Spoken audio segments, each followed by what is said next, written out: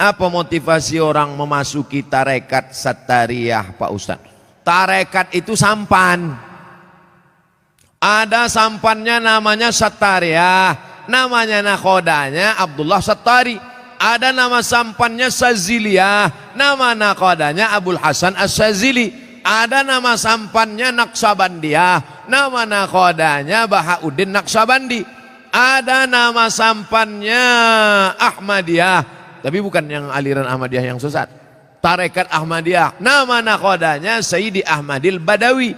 Itu sampannya, tapi lautannya tetap la ilaha illallah Muhammadur Rasulullah. Jadi yang mau ikut tarekat sama aja macam naik sampan. Lautnya la ilaha illallah, sampannya macam-macam. Ada yang mau sampan naik speedboat, mau cepat. Ada satu yang naik kapal tongkang kayu,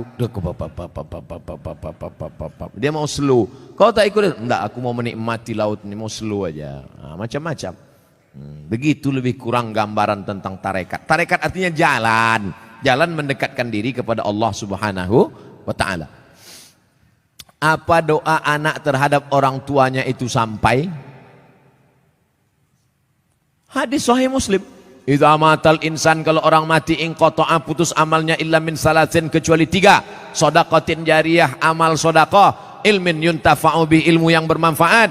Yang ketiga, waladin shalihin yad'ulah, anak yang soleh. Makanya kita selalu minta doa, Rabbi habli minas shalihin.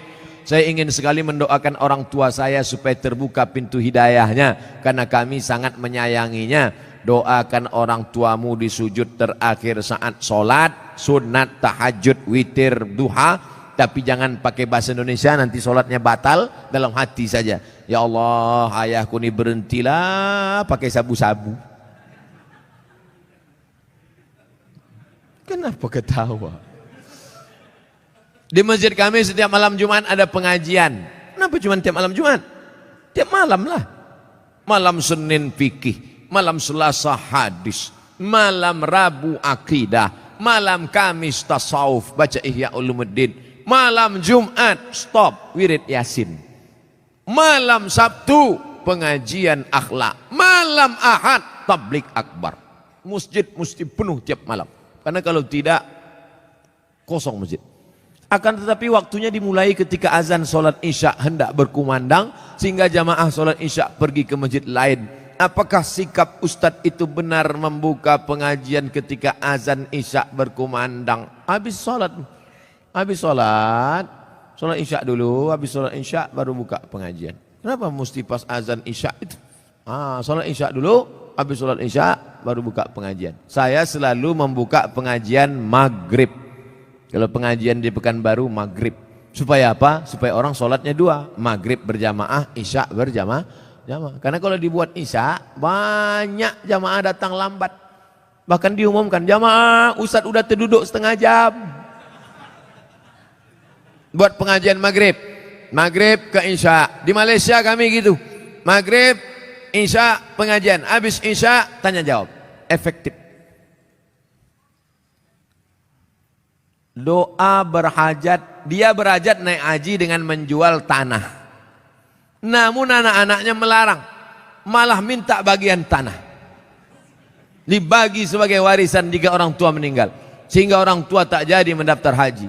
Bagaimana sikap orang tua dan sikap anak-anaknya ini? Desa kami banyak tanah ladang lebar-lebar Pak Ustadz. Oh, kalau dapat anak tak bertuah ini udah jadi.